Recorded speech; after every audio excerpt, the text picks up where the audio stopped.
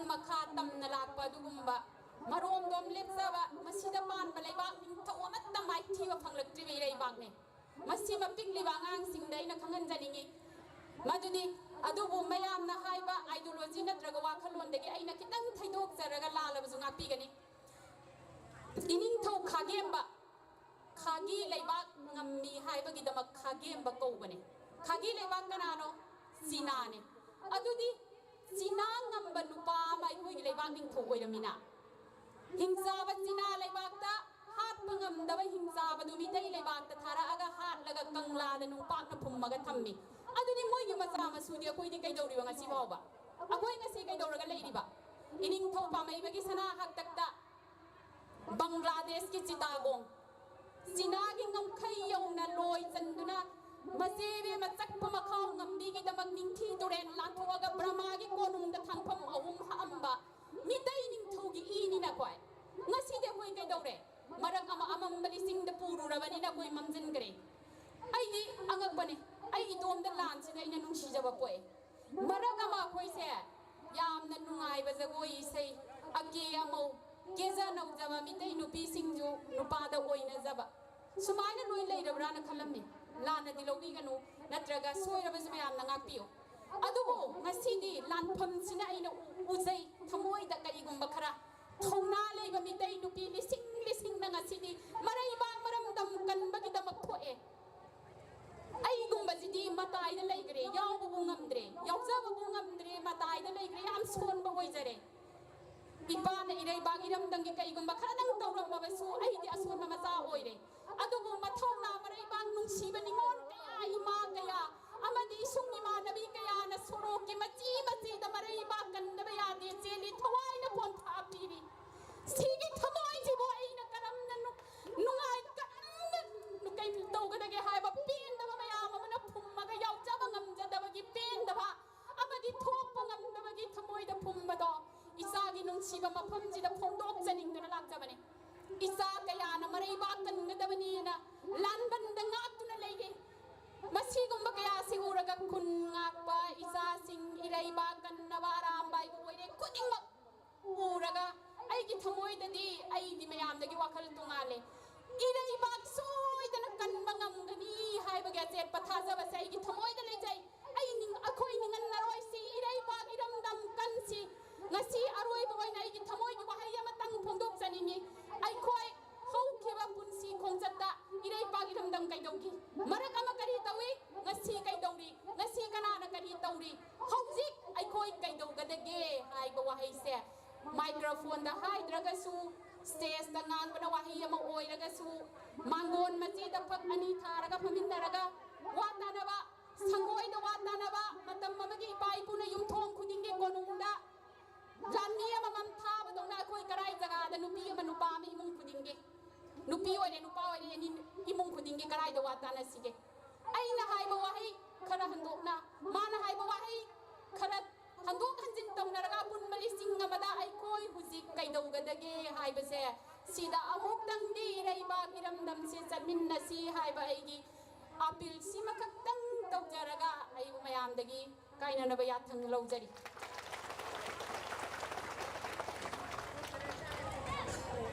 याम मरिक चुम्बा मदी तुंगम चत की होइबा हजु हजु होइबा मांगलम चत करी चत कदगे हाइबा वफम मरिक चुम्बा क्या हम थंबिरम गिदमक्ता थागा चबा फुंदोक चरी असिगे अहुम चुम्बा मांगले होइना मिंगोइना हकचरबदा के रोनेल चंद्र मेदै फिल्म फ्रॉम मणिपुर की जनरल सेक्रेटरी होइना थौबिरिबा आई यामना वही मंगा का कतंग तरुन थंबिरम गिदमक्ता ये याम चत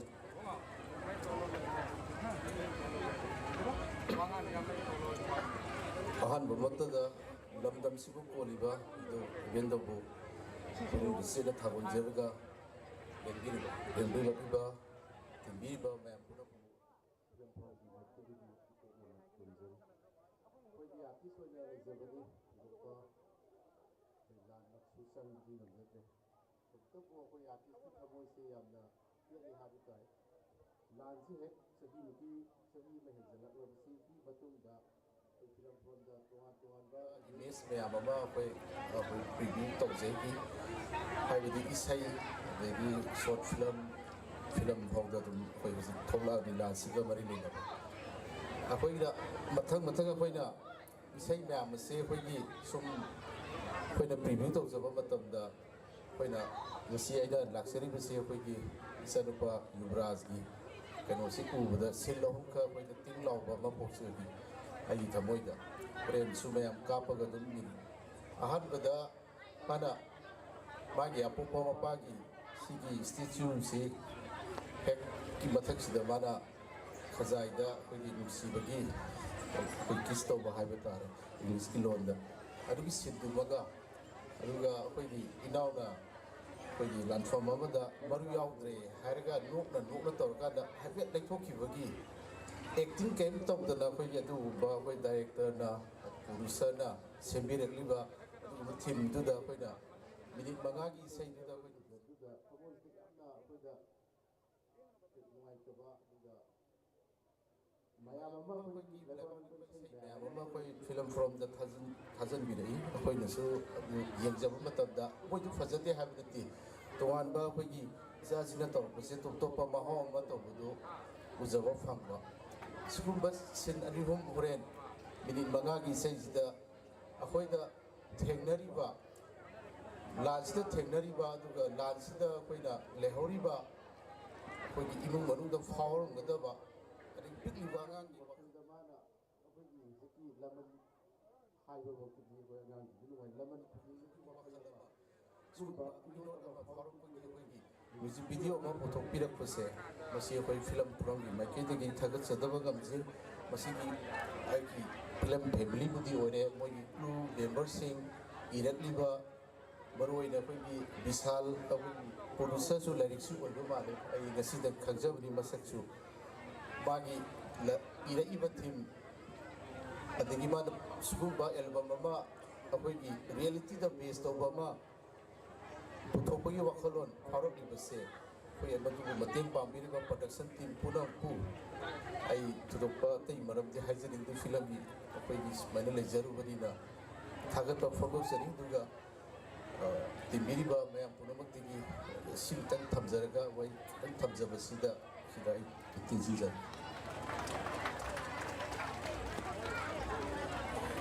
thagat chari ayamba Ronald Chandra ki mai kai degi yan marik chumba film from ki saiti ki thambiram ki damakta thagat chari product chari kasi wang lo ina mari chobda kokat chari ai maru takenambam film asigi function asiga mai na na ai mga tara katang tetak na thambiram ki damakta hoje hoje thagai pangai yang dong ki secretary general lo ina thau bubi riba ai maru takenambam film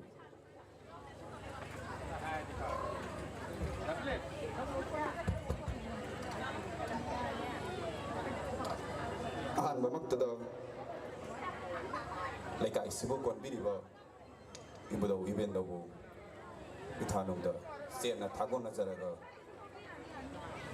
ꯍꯟꯗꯛꯀꯤ ꯊꯣꯛꯂꯤꯕ ꯂꯥꯏꯕꯛ ꯊꯤꯔꯕ ꯀꯥꯡꯂꯨꯞꯀꯤ ꯏꯔꯥꯡ ꯑꯁꯤꯗ ꯏꯃꯥ ꯂꯩꯕꯥꯛꯄꯨ ꯀꯟꯗꯕ ꯌꯥꯗꯦ ꯍꯥꯏꯗꯨꯅ ꯆꯣꯡꯊꯣꯔꯛꯈꯤꯕ ꯑꯃꯗꯤ ꯊꯋꯥꯏꯅ ꯄꯣꯟꯊꯥ ꯄꯤꯈ꯭ꯔꯕ ꯑꯊꯧꯕꯁꯤꯡꯕꯨꯁꯨ ꯑꯋꯥꯡꯕ ꯊꯥꯛꯀꯤ ꯏꯀꯥꯏꯈꯨꯝꯅꯕ ꯎꯠꯆꯔꯤ ꯂꯣꯏꯅ ꯂꯣꯏꯅꯅ ꯉꯁꯤꯒꯤ ꯆꯝꯂꯕ ꯊꯧꯔꯝ ꯑꯁꯤꯗ ꯂꯦꯡꯕꯤꯔꯛꯂꯤꯕ ꯃꯤꯌꯥꯝꯕꯨ ꯑꯃꯗꯤ ꯃꯌꯥꯝꯗ ꯂꯦꯡꯁꯤꯟꯕꯤꯔꯤꯕ ꯑꯍꯜꯁꯤꯡꯕꯨꯁꯨ ꯏꯀꯣꯛꯅꯅ ꯏꯀꯥꯏꯈꯨꯝꯅꯕ ꯎꯠꯆꯕꯒ ꯂꯣꯏꯅꯅ ꯉꯁꯤꯒꯤ ꯊꯧꯔꯝ ꯑꯁꯤꯕꯨ ꯁꯤꯟꯕ ꯂꯥꯡꯕꯗ ꯊꯋꯥꯏ ꯍꯛꯆꯥꯡ ꯌꯥꯎꯅ ꯍꯣꯠꯅꯕꯤꯔꯤꯕ ꯊꯧꯒꯩꯒꯤ ꯚꯣꯂꯨꯟꯇꯤꯌꯔꯁ ꯄꯥꯡꯒꯩ ꯀ꯭ꯂꯕꯀꯤ ꯚꯣꯂꯨꯟꯇꯤꯌꯔꯁ ꯃꯩꯔꯥ ꯄꯥꯏꯕꯤ ꯑꯃꯗꯤ ꯂꯩꯀꯥꯏ ꯃꯤꯌꯥꯝꯕꯨꯁꯨ ꯏꯀꯣꯛꯅꯣꯝꯅ ꯏꯀꯥꯏ ꯈꯨꯝꯅꯕ ꯎꯠꯆꯔꯤ ꯑꯗꯨꯒ ꯃꯁꯤꯒꯤ ꯏꯁꯩ ꯈꯣꯡꯒꯨꯜ ꯂꯤꯔꯛꯈꯤꯅꯤ ꯍꯥꯏꯔꯤꯕ ꯃ꯭ꯌꯨꯖꯤꯛ ꯑꯦꯜꯕꯝ ꯑꯁꯤꯕꯨ ꯄꯨꯊꯣꯛꯄꯗ ꯊꯋꯥꯏ ꯍꯛꯆꯥꯡ ꯌꯥꯎꯅ ꯆꯦꯟꯕꯤꯔꯤꯕ ꯃꯤꯁꯟ ꯐꯣꯔ ꯁꯣꯁꯤꯌꯦꯜ ꯇ꯭ꯔꯥꯟꯁꯐꯣꯔꯃꯦꯁꯟꯒꯤ ꯇꯤꯝꯕꯨꯁꯨ ꯍꯟꯅ ꯍꯟꯅ ꯊꯥꯒꯠꯆꯕ ꯑꯃꯗꯤ ꯅꯨꯡꯉꯥꯏꯖꯕ ꯐꯣꯡꯗꯣꯛꯆꯔꯤ ꯇꯁꯦꯡꯅꯃꯛꯀꯤꯗꯤ ꯑꯩꯍꯥꯛ ꯃꯐꯝ ꯑꯁꯤꯗ ꯂꯦꯡꯂꯛꯄ ꯃꯇꯝꯗ ꯉꯁꯤꯒꯤ ꯊꯧꯔꯝ ꯑꯁꯤꯒꯤ ꯃꯇꯥꯡꯗ ꯀꯔꯤꯁꯨ ꯄ꯭ꯔꯤꯄꯦꯌꯔ ꯇꯧꯔꯒ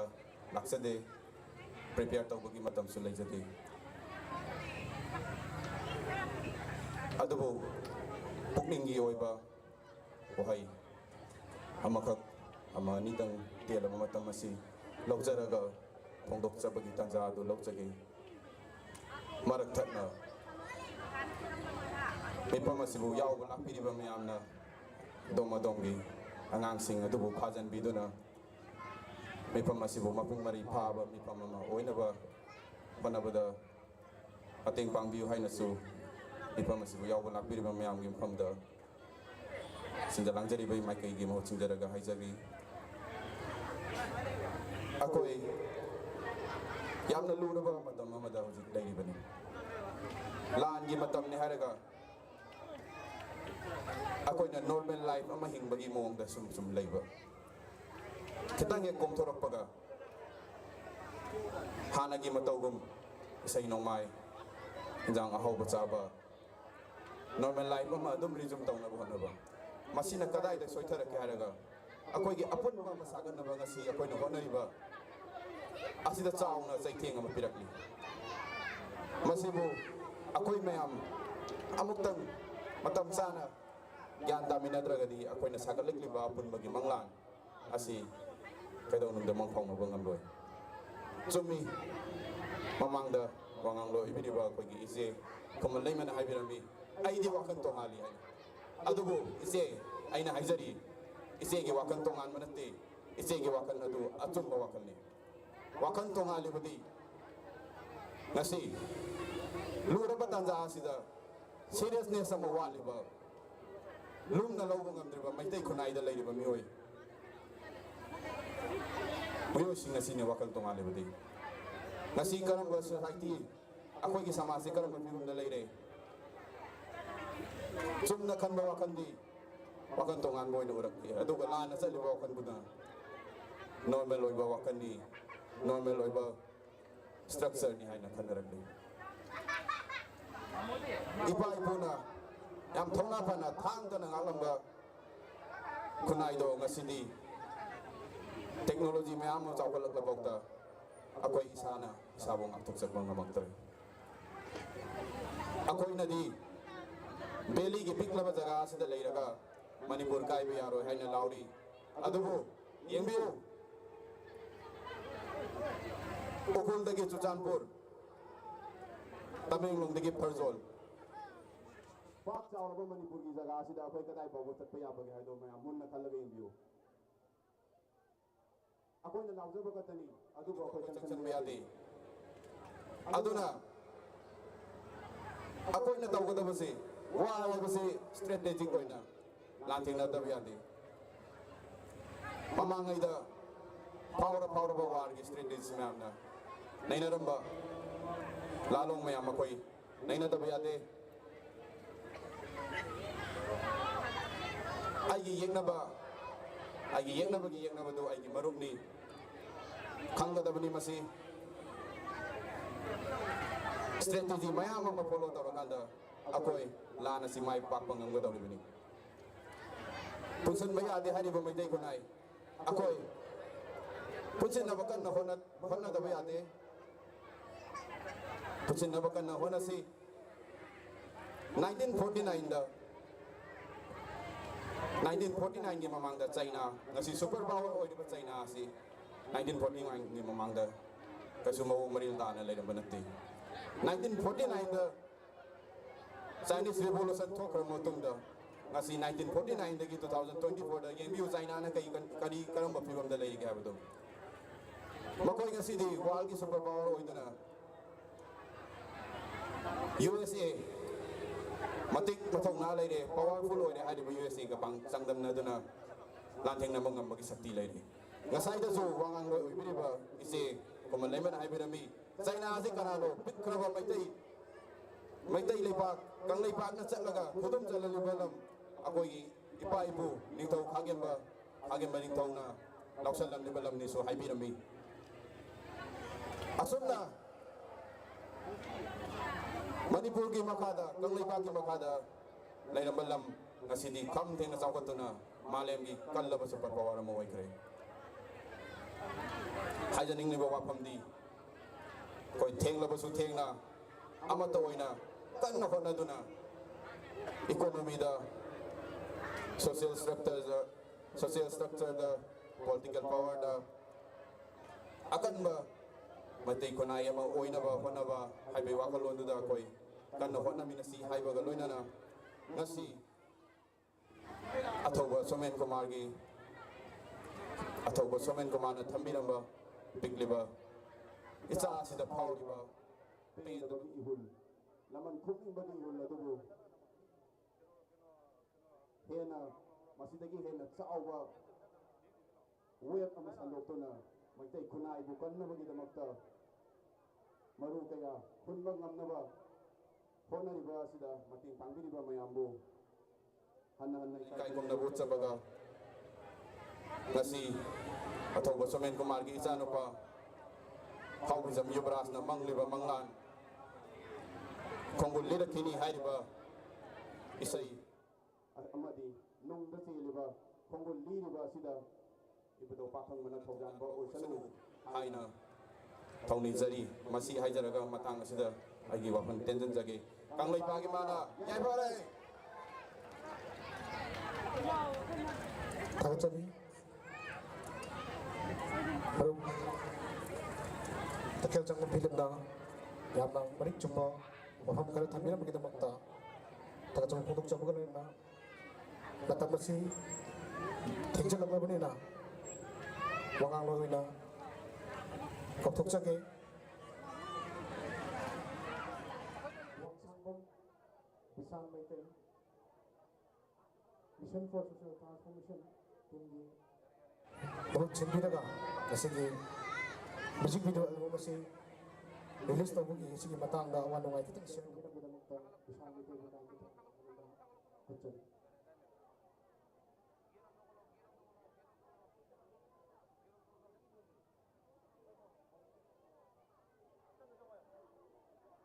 Lapiriba yang pernah mengasung isa-isa pemlangda laiba maningda cengcung sangatuna laiba angsing itu kita hasan bina badai amadi thabai amadi pidagi executive members singna kita coordination tabina bahai dona mai ki thongda hanna hanna michai